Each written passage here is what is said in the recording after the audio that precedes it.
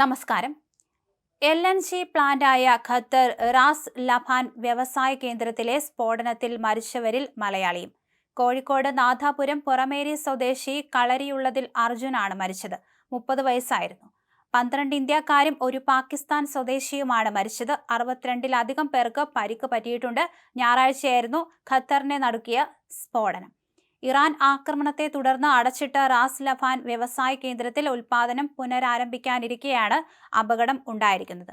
വ്യവസായ കേന്ദ്രത്തിന് പുറത്തേക്ക് വാതക ചോർച്ച ഉണ്ടായിട്ടില്ലെന്നാണ് വിവരം. സ്ഫോടനം പ്രകൃതി വാതക ഉൽപാദനത്തെ ബാധിക്കില്ലെന്ന് ഖത്തർ അറിയിച്ചു. പ്ലാന്റിന്റെ പ്രവർത്തനം പുനരാരംഭിക്കാനുള്ള നടപടികളുമായി മുന്നോട്ടു പോകും. റാസ് ലഫാൻ പ്രവർത്തനം ആരംഭിക്കുന്നതോടെ ഇന്ധനവിലയിൽ കാര്യമായ കുറവ് പ്രതീക്ഷിച്ചിരിക്കെയാണ് ഈ വലിയ ദുരന്തം ഉണ്ടായിരിക്കുന്നത്.